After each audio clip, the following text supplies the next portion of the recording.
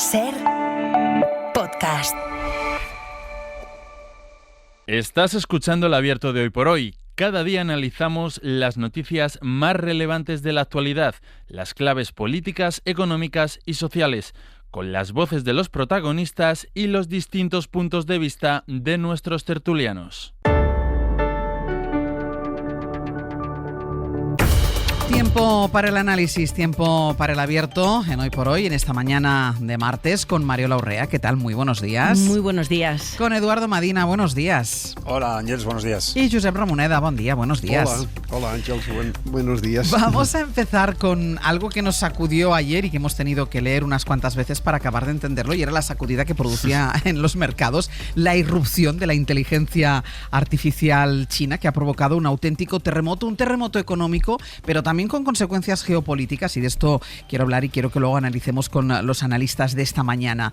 La llegada de esta inteligencia artificial china ha provocado una sacudida económica de entrada nunca vista. Los fabricantes de chips vivieron la mayor caída de la historia bursátil. Nos decías antes, Javier Ruiz, buenos días. ¿Qué tal, Ángels? ¿Cómo estás? Pero es que además de estas consecuencias, de esta debacle en las bolsas, el movimiento ha provocado todo un terremoto político. Sí, hemos vivido lo que podríamos bautizar como el momento Sputnik de la inteligencia artificial. Recordemos aquel 1957, cuando Estados Unidos creía controlar la carrera del espacio, cuando creía liderarla, y de repente Rusia lanzó aquel satélite, el Sputnik, antes que Washington, y descolocó a el país y desconcertó a el mundo. Bueno, Moscú ganaba, y eso mismo nos acaba de pasar con la inteligencia artificial. Ahora quien gana es China. Estados Unidos creía estar liderando, con dos elementos. Primero con el software, con el programa informático, con OpenAI y con programas como el ChatGPT, y segundo con el hardware, con los elementos, con los chips, con Nvidia, el fabricante de chips, tan dominante que servía el 90% de los chips especializados para inteligencia artificial del mundo, y que prohibió además que se exportaran a China. Nvidia, cada vez que exportaba a China, entregaba chips de segunda calificación, de segunda generación, es decir, menos eficientes. Bueno, pues Estados Unidos creía estar ganando, y China acaba de irrumpir con una inteligencia artificial nueva, se llama DeepSeek, que ni utiliza esos chips, ni necesita esos programas, ni es tan lenta como la americana. Es mucho más rápida y sobre todo mucho más eficiente, gasta menos energía. Así que efectivamente esto hundió las bolsas, el efecto económico lo hemos contado ya. Nvidia perdió un 17%, 600.000 millones en un día. 600.000 millones en un día es como perder la mitad del PIB español de un año. Estos se han perdido en 24 horas, pero lo que es fundamental es lo que estás diciendo tú, Ángels. Hay una evidencia geopolítica aquí. Estados Unidos ni está solo, ni está liderando la carrera por la inteligencia artificial, ni es capaz tampoco de frenar a su competencia china con las sanciones que había impuesto. Tan es batalla geopolítica que el zar de Donald Trump esta madrugada ha dicho que Washington va a subir su apuesta. Tiene Trump nombrado a David Sachs, un zar para la inteligencia artificial. Ha emitido un comunicado diciendo: la carrera va a ser muy competida, pero confiamos en Estados Unidos, no podemos confiarnos. Javier, estamos hablando de que hemos vuelto a una guerra fría, esta digital. En esta carrera por la tecnología del futuro hay un problema, y es que el pulso es entre Estados Unidos y China, y esto deja a Europa totalmente fuera de esa competición por el futuro. Sí, lo que fue una carrera espacial es ahora una carrera digital, efectivamente. Pero en el fondo tenemos esa pregunta geopolítica. Estamos volviendo a una guerra fría y Europa no está. Ni está en la guerra, ni está en la carrera. Así que nos vamos a ver forzados a escoger entre dos modelos que ya han demostrado los dos sus peligros. El modelo americano era el de nuestros valores. Digo, era en pasado. Ahora ya no tanto, porque lo empiezan a controlar quienes apuestan por la ultraderecha como Elon Musk y todos los bro-ligarcas de Donald Trump. Todos ellos están controlando ahora este modelo de inteligencia artificial, y el modelo americano ahora mismo es, entre otras cosas, el que apuesta por alternativa por Alemania. Esta es la opción A, la puerta 1. Pero es que si abrimos la puerta 2, el modelo chino, déjame que te presente a DeepSeek, lo que acabamos de ver. Es como el ChatGPT chino. Tú le preguntas a DeepSeek qué ocurrió en Tiananmen y lo que te dice es: esto está fuera de mi alcance de conocimiento. Claro. Es decir, tienes una inteligencia artificial absolutamente censurada. Tú le preguntas qué es Taiwán y te dice que Taiwán es territorio chino, que no es un país independiente. Y si le aprietas y le dices, no, es China, te dice, hablemos de otra cosa. En serio, te dice, hablemos de otra cosa. Esto es lo que tenemos ahora. Tenemos una guerra fría, efectivamente, y tenemos una cuestión, y es ¿a qué bloque caemos?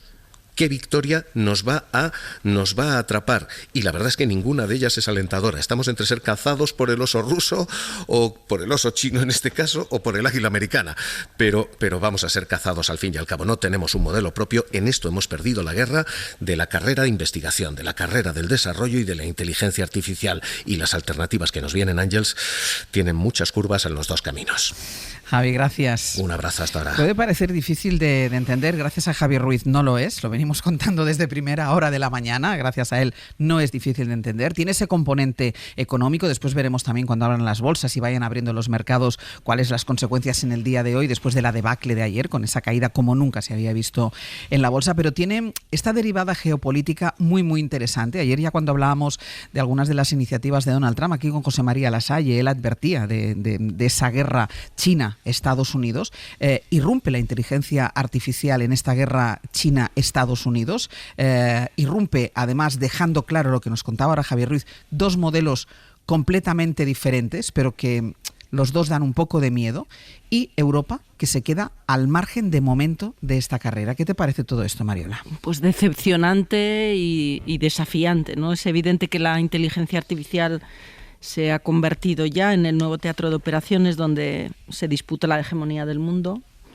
Y hay dos potencias en disposición de dar esa batalla, como estáis relatando, Estados Unidos y China, y desde luego la ausencia de la Unión Europea. Podríamos decir que es, decía, decepcionante, pero también deberíamos decir que es inexplicable, porque esto que está pasando ahora ocurre con la inteligencia artificial, pero esta disputa de las dos potencias no es nueva.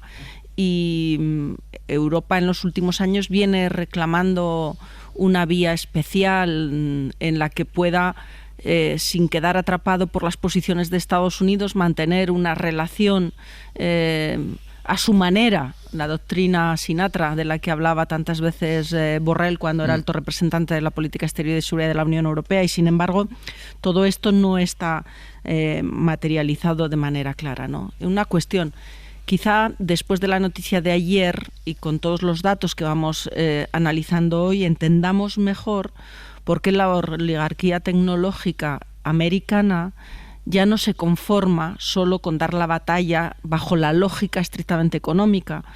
Sabían que la batalla era tan tremenda con China que necesitaban estar en el corazón del gobierno, con las ayudas económicas que está en disposición de ofrecerle el gobierno, porque saben que de otra manera quizá pierdan esta guerra, esta batalla política. Sobre esas ayudas que decía Mariola, recordemos el anuncio que además hizo rodeado de algunos de los millonarios de las tecnológicas, de esa inversión 1.000 millonaria, porque ya te pierdes con los millones de inversión 1.000 millonaria para la inteligencia artificial, Edu. Bueno, yo comparto plenamente con Mariola que creo que esta es una batalla que lleva tiempo planteada en el escenario global. Casi que si tenemos que elegir una materia por la cual el mundo se ordena y se estructura en esta dialéctica de potencias, es indiscutiblemente la tecnología y el conocimiento de tecnología avanzada desde hace 10, 15 años, por no decir más. Es decir, que no es una batalla nueva, sino que quizá ayer se mostró con esta capacidad de atracción de miradas que tiene un impacto en bolsa tan brutal como tuvieron algunas de las compañías más significativas de tecnología avanzada en inteligencia artificial norteamericanas, las que más conocemos. Sabemos mucho más de las compañías norteamericanas que de las chinas, en parte porque Estados Unidos, a pesar de sus actuales gobernantes, sigue siendo una sociedad abierta que permite el acceso a la información. De China sabemos más bien poco, por no decir que no sabemos nada. Ahora, es cierto que hay algunos datos que nos acompañan desde hace tiempo, ¿no? El primer elemento: China produce el mismo número de ingenieros que el resto del planeta año a año. Ella sola el mismo número de ingenieros que el resto de los países del mundo. Juntos. China produce al año el mismo número de patentes que el resto de todas las oficinas de patentes del mundo, incluida la Oficina Europea de Patentes. Por tanto, aunque la primera mirada que tenemos siempre es que es un país cuyos, vamos a decir, componentes competitivos son siempre costes de producción más bajos, compiten porque producen más bajo. Lo cierto es que llevan tiempo ya, bastantes años, produciendo a costes más bajos y con una inversión extraordinaria en talento y en conocimiento. Y seguramente el campo de batalla principal es el de la tecnología avanzada. Muchos analistas ven en el año 2030 a China ya como primera potencia en inversión en tecnología avanzada del mundo, por delante incluso de Estados Unidos.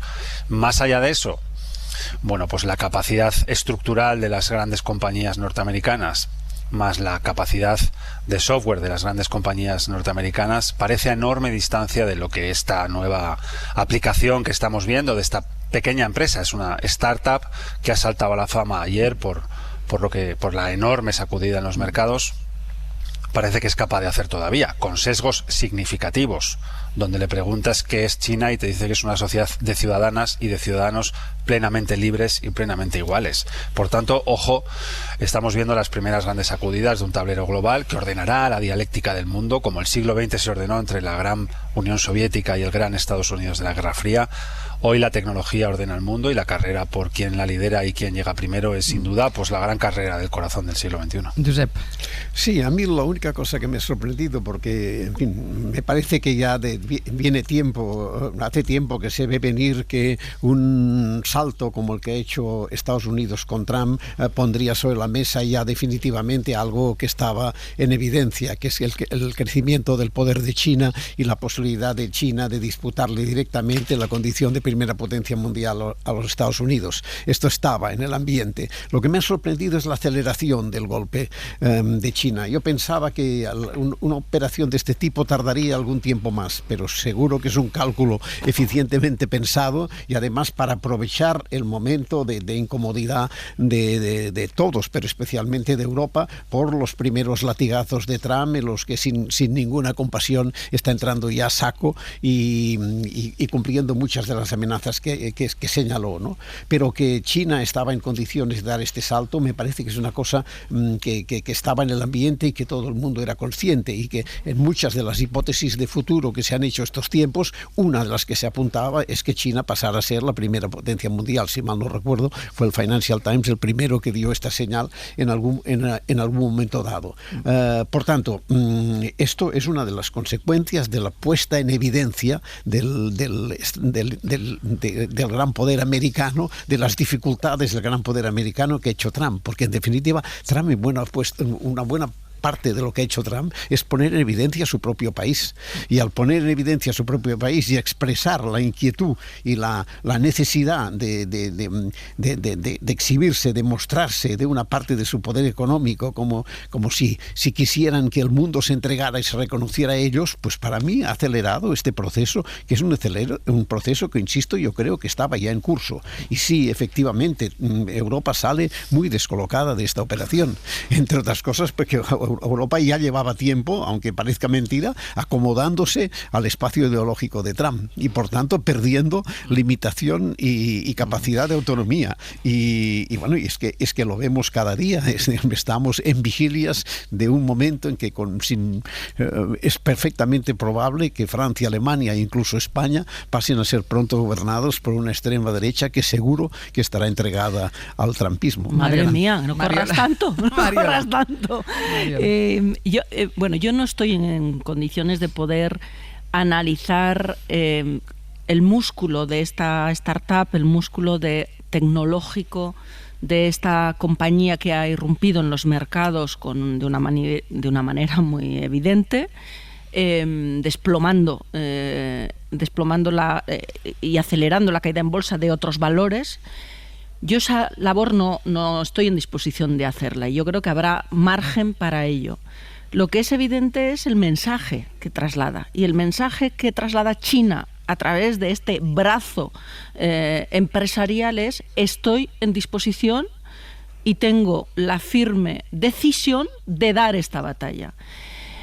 Es verdad que desde hace tiempo el debate sobre China era si era una potencia global con ambición para competir en el mundo, o si era una potencia que se conformaba, digamos, con su espacio regional. esta reflexión está despejada desde hace ya tiempo. China va a dar la batalla, con los ritmos, con las lógicas que opera un país que no es una democracia. Pero ahora yo creo que también se entienden muy bien algunas de las decisiones en términos de agenda política americana del presidente Trump. Esto no les pilla de sorpresa a la administración americana y está en disposición de dar la batalla, renunciando incluso a las restricciones que imponen siempre los sistemas democráticos cuando estamos compitiendo con autocracias, o llamémoslo como queramos. Y es evidente que Estados Unidos está en disposición de erosionar sus valores democráticos fundacionales para intentar no perder esta guerra. Y claro, la Unión Europea pues tiene que recuperar todos los informes que sobre la necesidad de acelerar la política industrial, citabas, Ramoneda, la autonomía, sí, volver otra vez a acelerar el proceso de autonomía estratégica en sentido abierto que en los últimos años se está discutiendo en la Unión Europea. Y yo creo que toca ya aterrizarlo en acciones concretas, pues porque esta batalla, los ritmos ya no son los ritmos a los que acostumbra la Unión Europea. Cuidado, que es un territorio muy peligroso. Josep, porque... déjame que haga una pausa. Sí, Josep, déjame que haga una pausa y voy contigo.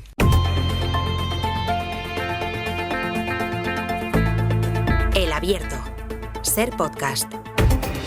En el Abierto, Mariola Urrea, Eduardo Madina y Josep Ramoneda, que quería hablar, pero déjame, Josep, un momento primero, porque ya por introducir el resto de elementos que nos quedan, que yo creo que nos van a ayudar también en el análisis con las últimas iniciativas. Tú hablabas de latigazos, los primeros latigazos de Trump. Bueno, pues Trump sigue dando latigazos, sigue firmando órdenes ejecutivas con un objetivo claro, la mayoría de ellas, y lo dice textualmente, que es eliminar las políticas de izquierda radical de la administración Biden. Bayo, buenos días. Hola, ¿qué tal? Porque en las últimas horas Trump ha purgado a una docena de funcionarios de la justicia que participaron en las investigaciones que Donald Trump tenía abiertas, investigaciones, por ejemplo, por el papel que jugó el actual presidente en el asalto al Capitolio o la sustracción. Recordemos que cuando terminó su mandato se fue con una serie de documentos a su casa de Mar-a-Lago, documentos clasificados, pero quizá lo más polémico ha sido la firma de esa orden ejecutiva por la que quiere marginar a los militares trans del ejército, eliminando, entre otra cosa, los pronombres neutros. Sí, no es la primera vez, recordemos, que Donald Trump trata de limitar la presencia de personas transgénero en el ejército.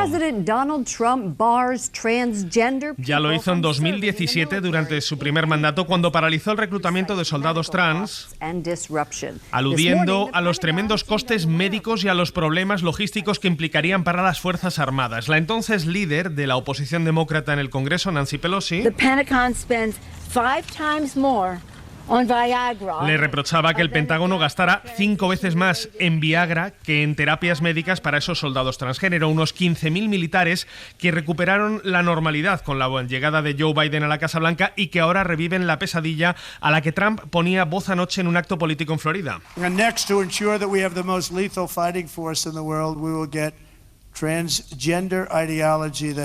En el que prometió recuperar el ejército más letal, erradicando, dijo, la ideología trans de sus Fuerzas Armadas. A bordo del Air Force One, Trump firmaba esa orden que de facto arrincona a los militares transgénero, prohibiendo el uso de pronombres neutros, porque, según reza ese documento, ese decreto, identificarse con un género distinto al asignado al nacer es un impedimento para el bienestar físico y mental necesario para vestir el uniforme. Pero, como dices, Ángels, esta no es la única medida polémica, el único latigazo dado por Trump en las últimas horas. Su Departamento de Justicia ha despedido a más de una docena de fiscales que trabajaron en 2 investigaciones federales contra el hoy presidente, tú lo decías, la de la interferencia electoral y la de los documentos secretos que se llevó a la mansión de Mar-a-Lago por pérdida de confianza en su trabajo. A nadie se le esconde que Donald Trump busca venganza contra quienes lo investigaron, pero como señala el analista legal de la CNN, coming after assistant U.S. attorneys, career people who are not even accused. Irá por los fiscales adjuntos, que son profesionales de carrera, por hacer su trabajo correctamente. No solamente es impactante, es que podría ser ilegal porque están protegidos por la legislación. Veremos en qué queda esa medida. Si Trump no logra expulsarlos, seguramente sí los va a marginar asignándoles investigaciones menores, la decisión puede ser abrupta, pero como decimos, no es inesperada porque el propio Trump había prometido despedir a Jack Smith, el fiscal que lo investigaba y que depuso sus casos tan pronto como asumiera el cargo. El fiscal sabía que esa medida se iba a tomar y días antes de su llegada a la Casa Blanca presentó la renuncia. Dimitió. Gracias, Bayo. A ti. Josep, que hablabas de ese territorio peligroso que dibujaba Mariola. Sí, claro, porque Trump no se compra trozos. Este es el problema. No, bueno, esto sí, pero lo demás no, porque todo va junto. Y la prueba es esta exhibición de nihilismo, de pérdida de la noción de límites, de afirmación de que no hay otro límite que el mismo, que es el elemento propio de cualquier autoritarismo, de la que está haciendo ejercicio cada día y cada momento, y que supongo que ha sido un factor que China ha visto como favorable para adelantarse e entrar en el juego desde este mismo momento. Pero Europa lo que tiene que... A mí me parecería que sería un gran error que Europa se aliara con Trump. Europa lo que no tiene creo que que hacer... se deduzca de mis palabras eso, ¿eh? No, yo digo una hipótesis, digamos, que está en muchas mentes, y por ejemplo están las mentes de la derecha española, que hace mucho tiempo, desde que empezó todo esto, está muda, dejando toda la voz a la extrema derecha. Y ahora, mira, hoy Esteban González Pons, pues parece que recibe la bronca de sus colegas porque ha tenido el coraje de decir eso, una cosa parecida, ¿no? No, es una situación que a mí me parece que es evidente que el gesto de China es indicativo de algo que sabíamos que iba a pasar, que es una nueva lucha para la hegemonía en la que China cree que en este momento puede tomar ventaja, pero que esto no quita a Europa de ninguna responsabilidad. Y además estos días lo han hecho notar gente que no tiene nada que ver con hipótesis ni pro-chinas, ni subversivas, ni de este tipo. El Financial Times, que no es sospechoso, me parece, ha dicho que los socios de América tienen que defender sus valores tanto como sus intereses, y me parece que esta es la cuestión que se tendría que plantear Europa. Pero Europa no está en condiciones, me temo, en estos momentos de defender ni a sus intereses ni a sus ideas, digamos. Y esto es lo que me parece que desde el punto de vista nuestro es una cosa extremadamente grave. Las voces empiezan a salir en América también. Bill Gates acaba de levantar la voz diciendo con esta locura de extrema derecha que están construyendo Trump y los suyos. Bueno, pues aquí hay campo, pero la verdad es que la operación de China es muy significativa, no por inesperada, sino por la aceleración, me parece. Lo que es evidente, Edu, que Europa sí está ante un gran reto. Sin duda. Indiscutiblemente, uno de los más significativos desde que terminó. Sí, pues en fin, puede marcar su futuro. Sin marcar aquí, tener tendencia a las grandes palabras, pero desde que terminó la Segunda Guerra Mundial y comenzó este proceso de integración de soberanías que conocemos como Unión Europea, ¿no? Yo creo que vamos a ver muchas discusiones similares a esta que nos ocupa hoy, ¿no? De cuál es el lugar en el mundo para la Unión Europea, si alinearse con China o alinearse con Estados Unidos, ¿no? Yo sigo pensando, Mariola lo ha sugerido antes, que es un instante de esos en los que hay que preguntarse por los contenidos exactos de la autonomía estratégica abierta. Y si en esta bipolaridad global que algunos tratan de interpretar, arrastrando a Europa que elija bando, elija usted con quién quiere estar. ¿Quiere de compañero de piso, prefiere usted a Elon Musk y a Donald Trump, o prefiere a Xi Jinping? ¿Qué quiere? ¿Una autocracia de negación de derechos? ¿Un país cerrado que concentra dentro todo lo contrario a los valores fundacionales de la Unión Europea, todo lo contrario a los sistemas democráticos liberales y todo lo contrario a cualquier tesis que ponga en valor los derechos humanos y las libertades fundamentales, como es ese sistema chino que no tiene absolutamente nada que ver con nosotros, o un país que ha sido capaz de poner el poder político en manos de una serie de, no recuerdo cómo los definía ayer de exacto y de bien el señor González Pons, dirigente del Partido Popular, pero es esta banda que ha llegado con la intención de aplicar un modelo de ilustración oscura que apague la luz de las democracias y que convierta aquello en una especie de tecnocracia feudal, pues, transitando desde lo que fue una democracia avanzada hacia ese modelo. Pues yo creo que ni un bando ni otro, que la Unión Europea tiene que tener una voz propia que defienda, lo ha dicho muy bien Ramoneda, no solo sus intereses, sus valores, alineados con sus intereses, su código de valores, su algoritmo humanista, su algoritmo democrático, su algoritmo de democracia liberal,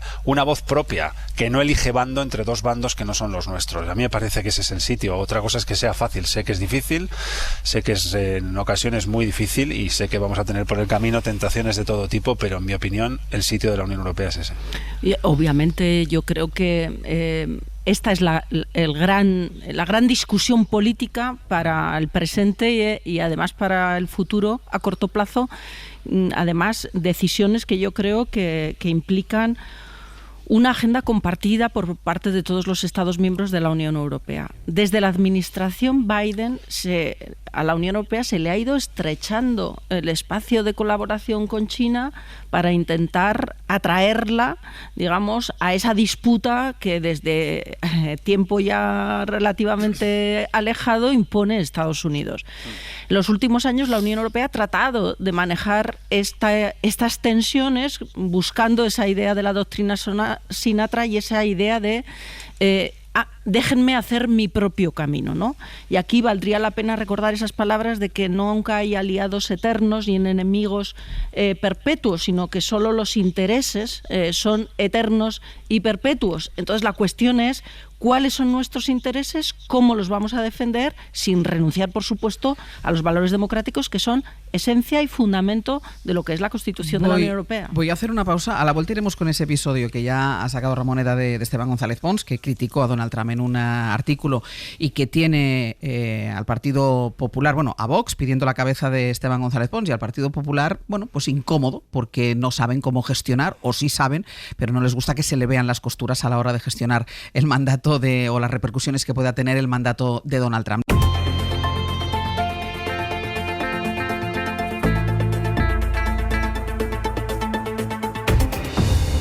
En el abierto, Mariola Orrea, Eduardo Madina y Josep Ramoneda. Recuperamos un episodio del que hemos comentado algo antes de la publicidad, y es el papel de la derecha, en este caso de la derecha española, ante las consecuencias del mandato de Donald Trump. Y ahí es que hay una deriva que afecta directamente aquí en España al Partido Popular, con ese episodio de Esteban González Pons, que escribió un artículo este fin de semana llamando al presidente de Estados Unidos ogro naranja. En el Partido Popular habían evitado pronunciarse sobre el nombramiento del presidente estadounidense. Habían tratado de ser, vamos a decir, asépticos, que no les mojara, que no les rozara, hasta esa columna de González Pons. David Junquera, buenos días.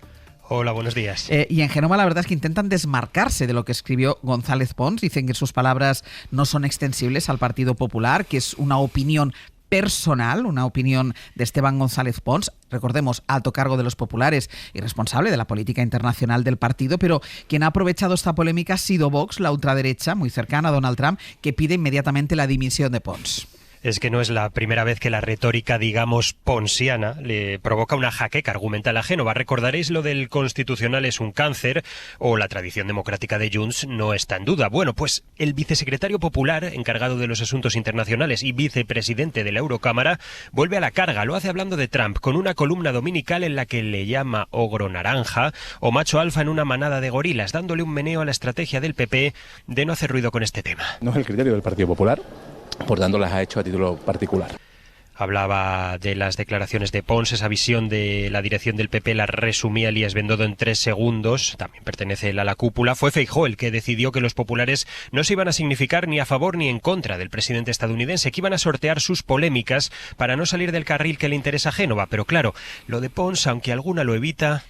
¿Yo qué tengo que hacer en una reunión del partido en Madrid opinando de Esteban González Pons? Es que ni opino siquiera. Yo ahí no me voy a entrar en todo ese lío. ¿Para qué? Ayuso lo evita, pero es un caramelo tan entretenido que es inevitable comentarlo. Los Estados Unidos, los americanos han votado, hay un nuevo presidente, lo que tenemos que hacer el resto es respetarlo. Le he puesto un mensaje diciéndole, estás a la izquierda de Iglesias y Monedero. González Pons ha confundido el que no le guste Trump con decir unas barbaridades que yo desde luego rechazo absolutamente. Eran el 2 de Ayuso, Alfonso Serrano y Esperanza Aguirre en declaraciones a La Sexta. Vox, por cierto, no pierde la oportunidad de ser el más trumpista del patio. Abascal ha llamado a Pons bocazas y desde el partido piden su dimisión. Este señor debería dimitir y pedir perdón por cuanto antes. ¿De verdad que el Partido Popular piensa que así vamos a evitar aranceles? Que el Partido Popular se lo haga mirar, de verdad. Era Fuster de Vox. En Génova remarcan que el artículo de Pons, en el que se pedía clamar por el entierro de los valores democráticos que supone Trump ante el vergonzoso silencio general, sería inoportuno, pero no es más que una opinión personal. David, gracias. A vosotros. Josep, hablabas tú de la estrategia del silencio del Partido Popular sobre la elección de Donald Trump, pero claro, le ha salido una voz que es la de Esteban González Pons. Sí, es que es evidente el papel del Partido Popular en esta historia, más ya hace mucho tiempo que está en este territorio. El propio Feijóo ha hecho de ello un estilo. Feijóo, en alguna vez en el Parlamento, algún momento le hemos visto una idea política, un proyecto político, algo que no sea descalificar, agredir, insultar al presidente del gobierno, algo que no sea descalificar todo lo que hace el PSOE. No. ¿Por qué? ¿Están bajos de ideas? No. Prefieren que no se conozcan, que queden desapercibidas, porque en el fondo están entregados al espacio que en este momento se está construyendo en media Europa, que es el espacio de influencia de la extrema derecha. Y con su silencio lo que hacen es dar más voz y más protagonismo a Abascal, que es lo que ha pasado en esta misma crisis de hoy. La única voz que se ha oído ha sido la de Abascal. Por lo tanto, a la derecha española la representa Abascal en este momento, o es solo un inicio de lo que está pasando. Yo creo que el PP, por miedo a ofender a parte de su electorado, seguramente, por miedo a tener que enfrentarse más de la cuenta con Vox, por inseguridad de Feijóo, por lo que sea, ha optado por un perfil bajo y solo ruidoso, que a la larga solo hace que abrir el camino a la extrema derecha y ponerle a disposición de la extrema derecha. Es que me parece evidente. Es que, además hemos visto ejemplos de estos. Hay lugares en los que esta tarea ha tenido efectos destructores totales, ¿no? Como estamos viendo pues en Francia, donde la extrema derecha está ya a un paso del poder, ¿no? Edu. Sí, bueno, ha sido curioso ver a González Pons tan sincero. A mí me ha gustado porque ha dicho algo que lo tenía dentro y ha dicho, esta es la mía, lo suelto y ya está, ¿no? Así que mi enhorabuena por la sinceridad, siempre a unos pocos centímetros del sincericidio, que es donde yo creo que ha metido un pie González Pons, ¿no? Pero más allá de eso, a mí me gusta un Partido Popular que se aleja de estos nuevos personajes que dominan políticamente Estados Unidos. Y veo más lógicas, saludables, en una posición crítica y distante, que en quien llega de rodillas a la ceremonia de elección del señor Trump, como es Santiago Abascal, sin saber del todo bien qué hace allí, porque tiene que elegir entre su ubicación ideológica con esta internacional antiglobalista y antimoderna y antidemocrática de la que forma parte, junto con unos cuantos líderes europeos y junto con Donald Trump, sin pararse a pensar qué significado tiene esto para la ciudadanía española, ¿no? Primer elemento, 28.000 empresas españolas han exportado en los últimos 5 años sus productos, sus bienes y sus servicios a Estados Unidos. ¿A quién aplaude el señor Abascal? ¿A quién va a arancelizar la entrada de esos bienes y servicios de esas 28.000 empresas españolas en territorio estadounidense? El Instituto de Economía Alemana calcula en un impacto de 180.000 millones de euros, es decir, el equivalente a más o menos 18 puntos del Producto Interior Bruto español, de toda nuestra riqueza nacional, el volumen de aranceles en las exportaciones, el impacto de los aranceles en el volumen de exportaciones europeas, que son básicamente 510.000, 512.000 millones de euros, de los cuales 18.000 millones son españoles. ¿A quién está rindiendo pleitesía el señor Abascal? ¿A quién va a subir los costes de exportación de esos 18.000 millones de euros de esas 28.000 empresas españolas que entran en el mercado norteamericano? ¿A quién se dedica a deportar inmigrantes? ¿Qué pasa si hay personas españolas? Las grandes preguntas que nos deja este alineamiento acrítico del señor Abascal, yo creo que son mucho más relevantes que las críticas que Esperanza Aguirre puede hacer de las opiniones de González Pons. Así que si hay que elegir, pues es evidente que creo que ha acertado mucho más González Pons en los últimos días que lo que ha acertado Santiago Abascal en todos sus años de vida política. Mariola. Primero la broma. Si Trump cree que España es uno de los BRICS, no quiero imaginar dónde ubica a Esteban González Pons.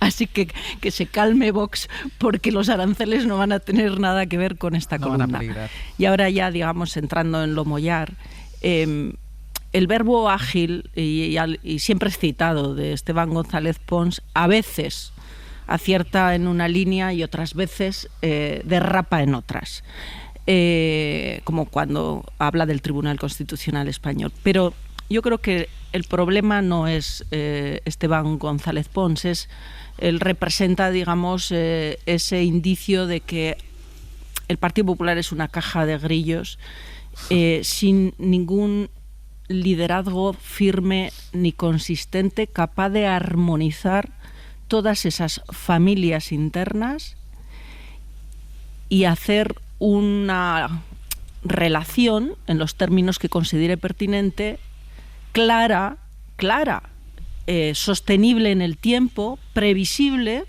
con el espacio a su derecha, que es Vox. Y para mí este es el punto, ¿no? Es decir, ¿qué piensa Alberto Núñez Feijóo? ¿Cómo ordena la estrategia política en su partido? ¿Y qué podemos esperar de un partido que, bueno, pues que durante muchos años ha gobernado España en un contexto, como apuntaba Eduardo y Ramoneda, muy complicado para Europa, para el mundo, donde la posición del Partido Popular cerca de la ultraderecha, digamos, riéndole la gracia a la ultraderecha, no es lo mismo que una derecha templada y una derecha homologable a lo que tradicionalmente hemos entendido como en este caso un partido de la oposición susceptible de poder en un momento determinado gobernar España desde unas posiciones templadas. Y en este episodio yo no me resisto tampoco a comentar el cinismo de Isabel Díaz Ayuso, que dice: en una reunión del Partido Popular de Madrid, como me están preguntando por Esteban González Pons, ella que siempre solo habla de Madrid, que nunca habla de nada que no sea de Madrid. Pero bueno, por cerrar capítulo internacional, porque tenemos ya que ir a las cuestiones domésticas con lo que va a pasar con el decreto ómnibus y con las 48 horas de vértigo que se le abren desde esta mañana al fiscal general del Estado, dejadme que actualicemos la situación en Gaza, porque hoy seguimos viendo prácticamente las mismas imágenes de ayer, esas enormes filas de gente, decenas de miles de personas intentando regresar al norte de la franja, intentando volver. Es que estamos yendo a sus hogares, no queda nada absolutamente, intentando volver al sitio de donde tuvieron que salir, obligados y empujados y bombardeados y masacrados por Israel. Pablo Morán, buenos días. Hola, de nuevo Ángeles, ¿qué tal? Las imágenes que se han visto son de celebración por los reencuentros con familiares y amigos después de meses de separación forzosa por el ejército israelí. Han sido horas de muchísima emoción para quienes han estado tanto tiempo separados, pero también ha habido momentos muy duros para quienes han regresado al norte de la franja y se han encontrado con su casa, con su barrio, con los lugares donde solían hacer vida, completamente arrasados por los ataques de Israel. Pero fíjate que a pesar de eso lo importante es el regreso en sí, y es lo que están celebrando los palestinos y lo que ha desatado el júbilo entre ellos. Porque este regreso, esa marea humana de camino al norte que, como decías, ha retomado hoy su marcha con las primeras luces del día, pues representa la resistencia gazatí después de 15 meses de genocidio en la franja y la emoción de esos reencuentros de las familias separadas por las bombas. Las lágrimas de esta niña no son por miedo a un ataque israelí, sino de alegría por reencontrarse con su padre. Ya pensábamos que algo así era imposible en Gaza. Hasta los más ancianos, como esta mujer en silla de ruedas, comparten ese júbilo colectivo, un júbilo entre ruinas, porque Naciones Unidas calcula que el asedio israelí ha destruido o dañado el 70% de los edificios de Gaza. Eso se están encontrando la mayoría de los que vuelven al norte, la destrucción prácticamente total, pero el sueño es reconstruir y quedarse, como nos contaba el gazatí Mahmoud Alaj. Ningún palestino acepta la idea de que le fuercen a hacer algo así, que algún día volveré y reconstruiré mi casa. La escaneé en 3 dimensiones antes de que la destruyeran, pero la reconstruiré con todo lujo de detalles. Eso es un sueño todavía. De momento, Ángeles, celebran el regreso y los reencuentros en unas horas que quedan ya en la memoria de los palestinos. Pablo, gracias. A ti, hasta luego. En el abierto, Mario Laurrea, Eduardo Madina y Josep Ramonedas. Saludamos también a Guillermo Lerma. Guillermo, hola, buenos días. Hola de nuevo, Ángeles. Bueno, pues estamos a la espera de lo que pueda pasar con ese decreto ómnibus. En menos de 7-8 minutos tiene que empezar el Consejo de Ministros y todavía no sabemos si va a ir el decreto a ese Consejo de Ministros porque insisten desde el Gobierno que las negociaciones siguen abiertas, que se sigue hablando especialmente con Junts. Sí, sigue esa negociación y el escenario, Ángel, sigue abierto, a pesar de que, como dices, quedan 7 minutos para que empiece esa reunión del Consejo de Ministros. El Gobierno a esta hora no termina de aclarar si finalmente va a ser en esta reunión cuando se apruebe o no ese nuevo decreto con las medidas del escudo social. La petición que en las últimas horas ha hecho el presidente del Gobierno a su equipo es la de tratar hasta el último minuto, hasta esta misma mañana, de alcanzar ese acuerdo con los independentistas para poder aprobar este mismo martes un nuevo decreto. En el Gobierno, como decimos a esta hora, no descartan ninguna posibilidad, se sigue intentando. Nos decían esta misma mañana las fuentes de la negociación que reconocían dificultades, pero aseguraban que las conversaciones discretas se iban a mantener hasta el final. En el Ejecutivo son optimistas porque Junts lo que ha trasladado en las últimas horas es su disposición a apoyar un decreto que contenga medidas de carácter urgente y social. Así lo dijo anoche en TV3 el secretario general del partido, Jordi Turull. Saben perfectament que les que són mesures urgents i que són mesures socials tenen el nostre vot favorable. Si no ho aproven demà és per sectarisme polític, que jo crec que ratlla, diguem-ne, la indecència, no? Perquè és jugar amb els sentiments de moltes persones que estan pendents d'això. Si no lo aprueban esta misma mañana, refiriéndose a hoy, decía Turull, será por sectarismo político porque saben, decía el secretario general de los independentistas, que para aprobar medidas sociales urgentes tienen nuestro apoyo. Los independentistas aceptan incluir en ese decreto la subida de las pensiones, el ingreso mínimo vital, las ayudas al transporte, a los afectados a la DANA, el bono social o el corte de suministros a familias vulnerables. Es un abanico amplio de medidas de ese escudo social, pero ayer había dificultades, escollos, por ejemplo, en la prohibición de los desahucios a familias vulnerables. Los independentistas insisten en que ese punto favorece la ocupación. Para la Moncloa es una línea roja porque sacarla del decreto provocaría que partidos como Podemos o Bildu se bajasen de la ecuación. En cualquier caso, el Gobierno, decimos, mantenía el optimismo, deja claro que con esta posición el escudo social no se va a trocear, algo que le permitiría además prescindir del voto para sacar este decreto del Partido Popular. Pues ahora ya solo quedan 4 minutos para que empiece el Consejo de Ministros, es decir, que las llamadas tienen que estar ahora, los teléfonos tienen que estar ardiendo. Guille, si sabes alguna cosa, nos lo cuentas. Pedimos paso. Venga, troceado o no troceado, este es el kit de la cuestión. El Partido Popular pide que sí sea troceado ese decreto y hace unos minutos tiene un desayuno Alberto Núñez Feijóo aquí en Madrid y le han preguntado o hablado, se ha referido él a este decreto ómnibus y esto es lo que ha dicho. Si el Gobierno no lleva ahora al Consejo de Ministros de hoy un real decreto con las medidas que sabe que cuenta con el apoyo del Partido Popular y, en consecuencia, con la mayoría del Congreso de los Diputados, quedará demostrado que al señor Sánchez le importa más mantener su regalo en París a uno de sus socios que la subida de las pensiones. Le importa más subir los impuestos de la luz y de los alimentos que las bonificaciones al transporte público, o le importa más ayudar a los ocupas que ayudar a los valencianos. Mariola. Pues el silencio del Gobierno, el silencio de Junts y estas declaraciones también muy vivas de Alberto Núñez Feijóo a mí me invitan a creer que existe acuerdo y que el decreto ómnibus no troceado, aunque incorpore algún matiz, pues pueda ser aprobado, porque de lo contrario no se entiende. Me parece realmente, es el único trazo grueso que me voy a permitir en estas declaraciones, indecente que vuelva a salir el Palacete. Es indecente políticamente hacer debate de algo que en términos de propiedad y en términos de reivindicación jurídicamente está claro. Y todo lo demás yo creo que es introducir unas dosis de cinismo en la política que yo creo que no benefician a nadie, tampoco al Partido Popular.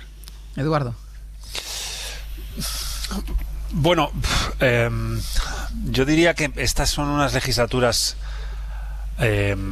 diferentes a las anteriores en cuanto a la composición de las aritméticas parlamentarias, sobre todo esta última. He dicho muchas veces, repito hoy por enésima vez, que la legislatura no tiene condiciones de gobernabilidad.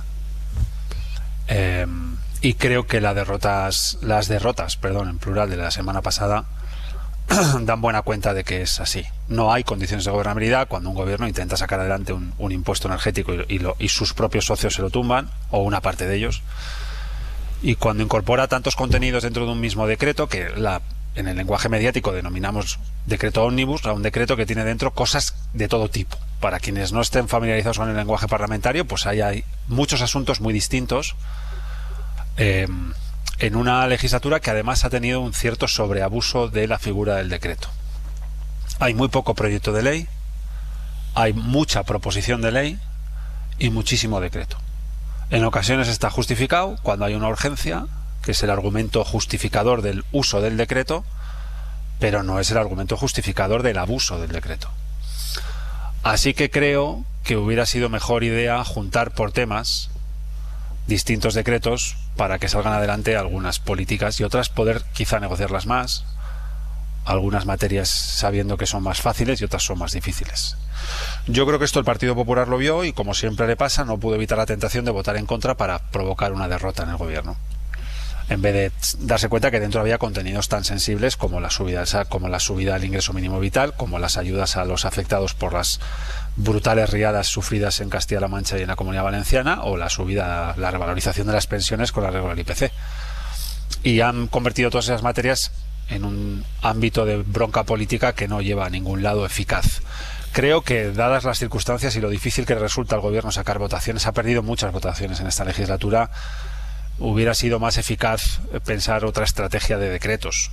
Pero dicho esto, también el Partido Popular debería hacérselo mirar y ver que es para él prioritario forzar una derrota parlamentaria en el gobierno, que no es nada nuevo porque ya lleva muchas, o sacar adelante la revalorización de las pensiones, ¿no? En ese sentido, creo que tenemos en este decreto y en la semana pasada, en los plenos de la semana pasada, un buen termómetro, un buen indicador de las dificultades aritméticas de una legislatura muy difícil, donde las condiciones de gobernabilidad, pues pleno tras pleno, vemos que brillan por su ausencia. Josep, ya lo veo contigo, Mariano. Josep. Sí, yo no creo que la necesidad, la realidad aritmética sea justificable de estas barbaridades que están haciendo unos y otros, ¿no? A mí lo que me parece lamentable es esta banalización de la política, que además es propia y natural de todos, pero muy especialmente de Feijóo, que consiste en que lo único que nos interesa es un trofeo, y este trofeo es tumbarle al gobierno alguna cosa. Y llega hasta tal nivel esta obsesión que le tumban algo que perjudica más a ellos que al gobierno, porque el gobierno al menos lo han propuesto y ellos lo han tumbado simplemente por tumbarlo, y después se han dado cuenta de que se habían perjudicado a sí mismos. Esta banalización de la política a mí me parece que es la cuestión clave, y esto no depende de que sea más difícil sumar que no sumar. Es la actitud de algunos que creen que la única manera de hacer política es la destrucción del adversario, y yo creo que la derecha española en esto está abusando muchísimo, y especialmente en esta última legislatura, entre otras cosas porque, insisto, es una manera cómoda de ponerse a la sombra de lo que viene, es decir, a la sombra del autoritarismo postdemocrático que va creciendo por toda Europa y que nos acabará atrapando. Para mí, la aproximación teórica a lo que es y debe ser un uso adecuado del decreto ley es clara. Y me parece interesante que se pueda plantear en estos términos en una mesa de debate. Es verdad otra cosa, y tampoco podemos abstraernos de eso en el análisis, que tiene que ver con cuál es la realidad parlamentaria vigente. Podemos discutir si existen o no condiciones para la gobernabilidad actualmente en España.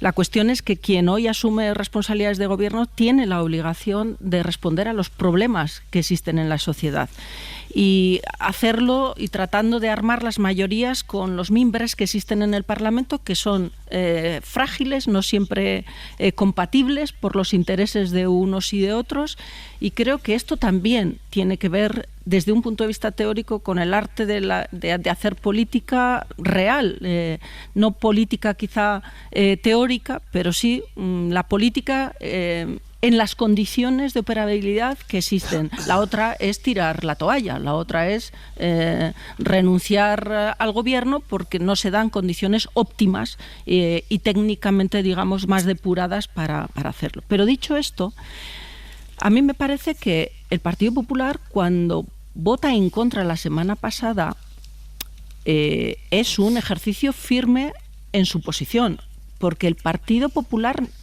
podía haberse abstenido y eso no hubiera impedido que la aprobación de este decreto ley y desde luego no hubiera colocado a los pensionistas ni a los que hacen uso del transporte público con ayudas, ubicarlos en la posición que tienen hoy. Y ahí hay unas responsabilidades que yo tengo claras y quiero enfatizar.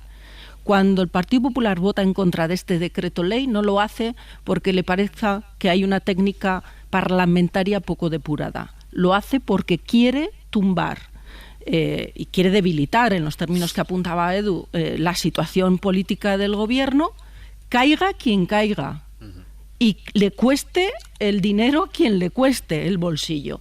Por lo tanto, hoy yo creo que unos y otros, honestamente, desde mi modesta opinión, no tienen la misma responsabilidad sobre lo que está ocurriendo. Edu, ¿ibas a decir algo? No, decía que me ha gustado mucho la frase para responder a los problemas que existen en la sociedad que ha dado Mariola, porque yo creo que es la clave de cualquier enfoque político. Da igual si estamos hablando de una ciudad, de una comunidad autónoma o en este caso de un país, ¿no? ¿Qué le pasa a esta legislatura? Que para responder a los problemas que existen en la sociedad, el gobierno todo el rato se da de bruces con el mismo muro, y es que a veces no consigue superar los problemas que existen en el Parlamento. Y los problemas que existen en el Parlamento es que el partido que no quedó primera fuerza alcanzó una mayoría de investidura, sacó adelante un debate de investidura porque tenía votos para el debate de investidura. El partido que quedó primero en las elecciones no tenía votos para sacar adelante un debate de investidura. El problema es que sacar un debate de investidura no quiere decir fijar condiciones de gobernabilidad. ¿Por qué no? Porque, por ejemplo, Sumar y Puigdemont son contradictorios en prácticamente cada una de las policies, cada una de las asignaturas de la política.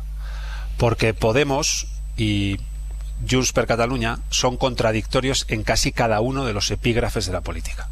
Y si los votos de Sumar, los votos de Podemos y los votos de Junts per Catalunya, por no meter en el cóctel ya a Bildu, a Esquerra, al Partido Nacionalista Vasco, a la Chunta Aragonesista, a todos los partidos y grupos que forman parte de la mayoría, hace muy difícil sacar adelante las votaciones, y por eso esta es una legislatura en la que el gobierno, en comparación por ejemplo con la anterior, donde gobernó el mismo partido y una coalición no igual porque era Podemos y no Sumar, pero sí similar, ha tenido una enorme cantidad de votaciones perdidas por esas dificultades de gobernabilidad. Esto es lo que aconseja que si puedes segmentar las orientaciones de tus decretos, hay una mayor probabilidad de ir a donde ha dicho Mariola, que es a los problemas que existen en la sociedad y no quedarte atrapado en el obstáculo de los problemas que existen en el Parlamento, que son unas heterogeneidades ideológicas tan dispares entre un partido que está más próximo a tesis pues de Silvia Orriols, de extrema derecha ultraidentitaria, que un partido progresista y de izquierdas como por ejemplo puede ser el Partido Socialista o pueden ser algunos de los partidos que están dentro de la coalición que dirige Yolanda Díaz. Y eso es un elemento. Yo no tengo ni idea cuánto va a durar la legislatura. No sé si va a durar hasta el final, si no va a durar hasta el final. Pero sé que hasta el final vamos a ver estos problemas una y otra vez y que el gobierno, cada vez que vaya a una votación, va a sudar tinta para sacarla adelante. Pero esto tiene mucho que ver con una evolución de la sociedad española hacia una mayor complejidad, porque los dos grandes partidos, pues es evidente que ya no abarcan tanto como abarcaban en otros momentos. Y el escenario era parecido. Había dos grandes partidos, alguna cosita más a la izquierda, alguna cosita poca más a la derecha, y los nacionalistas periféricos en medio, digamos, el PNV y CiU en la época. Sí, bueno, con estos números era más fácil, entre otras cosas porque los nacionalistas periféricos siempre estaban dispuestos a hacer el juego, ayudar al que llegaba primero.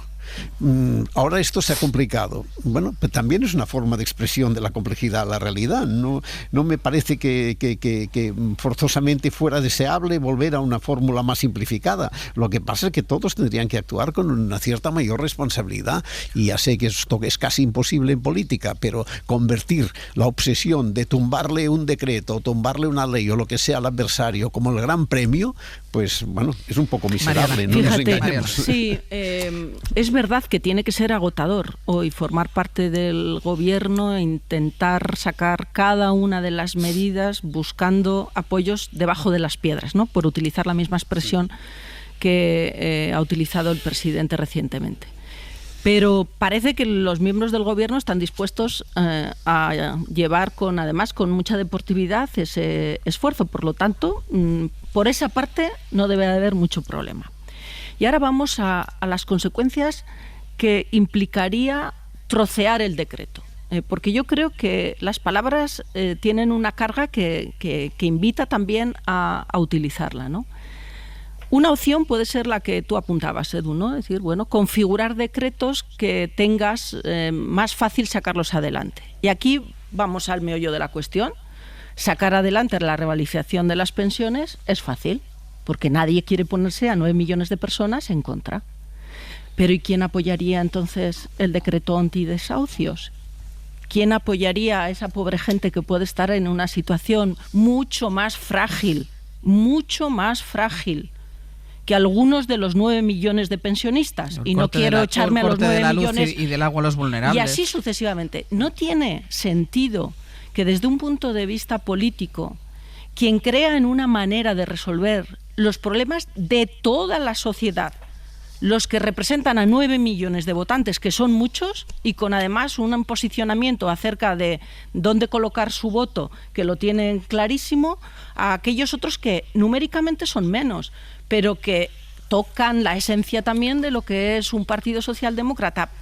Solo empaquetando todas esas opciones y obligando al que está de acuerdo con lo fácil, que es apoyar lo de las pensiones, y que choca igual con sus contradicciones, que es lo de los antidesahucios, solo obligándoles a renunciar a parte de sus pretensiones para sacar el total, hombre, yo creo que da respuesta mejor a lo que es también tu agenda política como gobierno de coalición. Y yo creo que ese es el desafío, esa es la dificultad, pero yo, honestamente, es que yo creo que trocear el decreto es ponérselo fácil a aquellos que no están dispuestos a ceder nada de sus pretensiones políticas, pues para resolver los problemas de la gente.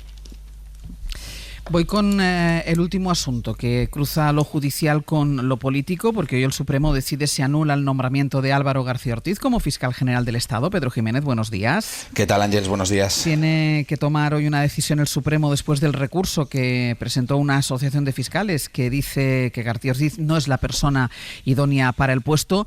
Esto pasará hoy. Mañana recordemos que tiene que declarar Álvaro García Ortiz también en relación con el tema de la pareja de Isabel Díaz Ayuso. ¿Hoy qué puede pasar? Pues Ángeles, SAPIF es una asociación minoritaria de fiscales y ellos consideran que el gobierno incurrió en manifiesta arbitrariedad cuando prorrogó el mandato de Álvaro García Ortiz. La demanda no se centra en si cumple o no requisitos para ser fiscal general, examinan su gestión y concluyen que no se la merece por distintas razones, entre ellas la sentencia del Supremo que anuló el ascenso de Dolores Delgado por desviación de poder, la posición que fijó en la ley del solo sí es sí, que recordemos que tumbó el alto tribunal, o el acuerdo del anterior Consejo del Poder Judicial que consideró que no era idóneo para el cargo. Álvaro García Ortiz se defiende diciendo que todos son hipótesis y que los demandantes pretenden arrebatar al Consejo de Ministros la facultad de elegir al fiscal general. Hoy se espera que haya decisión. Fuentes jurídicas apuntan a que es muy complicado que el alto tribunal anule este nombramiento, pero mañana de nuevo García Ortiz en el Supremo tiene que declarar, en esta ocasión como imputado por ese delito de revelación de secretos del que hablabas. El juez Ángel Hurtado ha rechazado su último recurso, en el que aprovecha además para dar alas al novio de Ayuso en las causas que ha iniciado contra periodistas y cargos públicos que le han llamado delincuente confeso. El juez dice que la filtración del correo en el que reconocía sus delitos fiscales conllevó que se le considere un defraudador confeso, sin serlo, con el daño reputacional que ello conlleva. Pedro, en caso de anulación del nombramiento, ¿hay posibilidad de recurso? ¿Qué escenario se abriría? Desde luego esa anulación, es decir, Álvaro García Ortiz no dejaría de ser fiscal general del Estado en el momento en el que conozcamos una sentencia en esos términos de los que hablas. Primero, cabe recurso de súplica ante el mismo Tribunal Supremo, que luego es el paso previo para llevar el caso ante el Tribunal Constitucional, donde no hay duda que tanto el Gobierno como el fiscal general del Estado seguramente tratarían de recurrir ante el Tribunal Constitucional. Por lo tanto, una sentencia en esos términos desde luego no invalida tampoco su declaración como investigado mañana en el Tribunal Supremo, porque no pierde la condición de aforado, solo la perderá en el caso en el que ese cese se publique en el Boletín Oficial del Estado, es decir, el Gobierno, acatando esa sentencia del Tribunal Supremo, publique el cese del fiscal general del Estado en el BOE, y para eso pueden pasar semanas, Ángeles. Y decías que los argumentos esgrimidos esgrimidos para quienes consideran que Álvaro García Ortiz no es la persona indicada para ocupar esto, no son argumentos de forma, sino de fondo, su participación o su papel en determinadas sentencias. Sí, es un examen a un año y medio de gestión, que es el tiempo que él estuvo de fiscal general del Estado antes de que se prorrogara el mandato en diciembre de 2023, que es lo que recurre la Asociación de Fiscales. ¿Y qué hacen? Hacen un repaso de todo ese año y medio, incluso se van hasta episodios anteriores al cargo de fiscal general del Estado, cuando Álvaro García Ortiz estaba en la Secretaría General Técnica. Te he recordado algunos, pero hay más, ¿no? Ellos, Álvaro García Ortiz fijó una posición sobre la ley del solo sí es sí, que luego el Tribunal Supremo no aplicó. Esa circular de la Fiscalía quedó en papel mojado porque el Supremo hizo otra interpretación de la ley. También le reprochan que no se manifestara públicamente contra la ley de amnistía, que no hiciera declaraciones públicas en contra de las acusaciones de la UFER. Es decir, es un totum revolutum entre el acuerdo del Consejo General del Poder Judicial, que le declaró inidóneo para el cargo. Ahí se recogen intervenciones parlamentarias, sobre todo de Vox, pero también del Partido Popular, sobre la gestión de Álvaro García Ortiz como fiscal general del Estado, y todo eso, dice la defensa de Álvaro García Ortiz, se junta, ¿no? Se hace una especie de totum revolutum para poner en duda la gestión de Álvaro García Ortiz como fiscal general del Estado, pero realmente no hay hechos objetivos. Por eso él se defiende diciendo que son meras hipótesis, son decisiones en el cargo, y algunas incluso no son imputables a él, como es el caso de la apertura de expedientes disciplinarios a fiscales. Ahí no participa Álvaro García Ortiz. ¿Y hay precedente de algún recurso al nombramiento del fiscal general del Estado cuando ya lleva más de un año y medio en ejercicio? Hay un precedente, Ángeles, que es el de Eligio Hernández en el gobierno socialista. Estamos hablando de la década de los 90. En ese caso, hay un precedente que se puede asimilar a este, pero fue por motivos distintos. En el caso de Eligio Hernández se puso en duda su idoneidad para el cargo, pero porque no cumplía los años necesarios de ejercicio para ser fiscal general del Estado. Ese fue el debate. Finalmente, Eligio Hernández dimitió justo antes de que se publicara la sentencia del Tribunal Supremo que anuló su nombramiento, pero en este caso nadie pone en duda que Álvaro García Ortiz cumple con los requisitos que exige la ley, los años de ejercicio para poder ser fiscal general del Estado. Por lo tanto, hay un precedente, pero no es exactamente igual esto. Aquí hablamos de criterios subjetivos y en el otro caso eran criterios puramente objetivos. Pedro, gracias. A vosotros. Claro, es que es verdad que es un escenario, Mariola, inédito. Estamos hablando, como dice, de criterios subjetivos. Sí, no sé. Yo la verdad es que todos estos procesos, que por cierto cuesta mucho seguir en sus matices, incluso para los más cafeteros, yo creo que destilan rasgos de excentricidad. Y yo me quedaría aquí en el análisis. Este señor, fiscal general del Estado, se ha enfrentado ya a un proceso donde se le cuestionaba la idoneidad en función de la emisión o no emisión de informes, que siendo relevantes e incluso preceptivos, es un reparo, digamos, casi podríamos decir en términos formales. Ahora hay un cuestionamiento en relación con su actividad. A su vez tiene otra causa abierta también en función de, lo que ya hemos comentado tantísimas veces, ¿no? Fue una filtración, el intento de aclarar la verdad, y la verdad todo me parece que tiene un punto de excentricidad. Me genera mucha inseguridad jurídica. Los procesos abiertos no me trasladan precisamente seguridad, sino todo lo contrario. Muchísimas dudas sobre la verdadera intencionalidad de quienes suscitan estos procesos, que no creo que sean ni la defensa del Estado de Derecho, ni la defensa de un proceso de selección óptimo de las personas que ocupan cargos institucionales, sino más bien una herramienta para trofeos políticos. Josep. Bueno, me parece evidente que hay un problema de fondo y un problema grave, que es la politización de la justicia, que no lo vamos a resolver ahora en 3 minutos, pero que evidentemente es un problema estructural en este país. Basta con recordar el tiempo que el Partido Popular retuvo la obligación de renovar el Consejo General del Poder Judicial simplemente para no perder el control del mismo. Y por tanto, si un partido cree que puede perder el control del mismo, quiere decir que el Consejo General del Poder Judicial está politizado. A mí me parece que esta es una cuestión de fondo muy difícil de eludir, y que todas estas idas y venidas y todas estas cosas se explican en buena parte por esta realidad de que el Poder Judicial no es un poder independiente de los poderes políticos, y aquí vienen todos los problemas, pero esto sería muy extenso y tendríamos que ver comparaciones para saber si en algún lugar se dan situaciones realmente indeseables de independencia del Poder Judicial. Eduardo.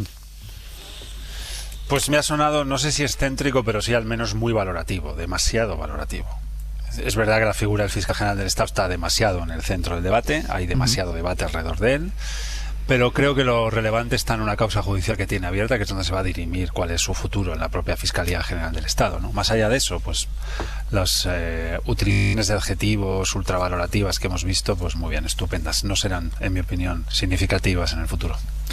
Pues vamos ya con lo último que nos queda, que es la ampliación de algo que les hemos comentado a las 9 de la mañana. Y es que a las 9 de la mañana conocíamos los datos de la última encuesta de población activa 2024, que nos dejan un dato que no veíamos desde el año 2008. La tasa de paro se reduce hasta el 10,6%. Es la primera vez en 16 años que el indicador baja del 11%, Estefanía. Y bajar del 11% en tasa de paro supone también saltar una barrera psicológica. Ahora mismo estamos en el 10,6%. Desde el segundo trimestre del año 2008 no veíamos una tasa de desempleo tan baja. En los últimos 12 meses, el paro se ha contraído en más de 265.000 personas, dejando el total de parados acariciando los 2,6 millones. Si nos fijamos en la ocupación, en el empleo que se ha creado, en los últimos 3 meses tenemos 34.000 trabajadores más, casi 500.000 más en el último año. Tenemos, Ángels, según la EPA, que no se nos olvide que es una encuesta y por lo tanto suele ser más generosa que los datos de afiliación de la Seguridad Social. 21.800.000 trabajadores en este momento. Tenemos récord de ocupación con un sector servicios que sirve de termómetro para medir el ritmo del mercado laboral en particular y de la economía en general, y que refleja algo que hay que tener en cuenta, y es que hoy, Estefanía, tenemos más extranjeros trabajando que hace un año y menos españoles. Sí, y a esto le vamos a tener que prestar atención a partir de ahora.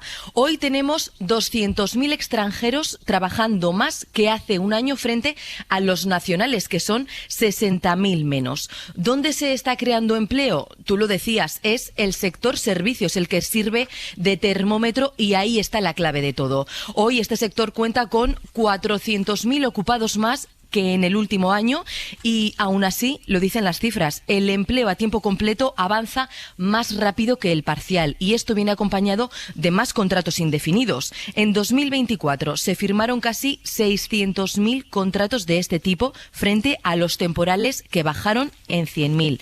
La temporalidad ha caído un punto porcentual hasta el 15,5%. Gracias, Estefanía. A vosotros.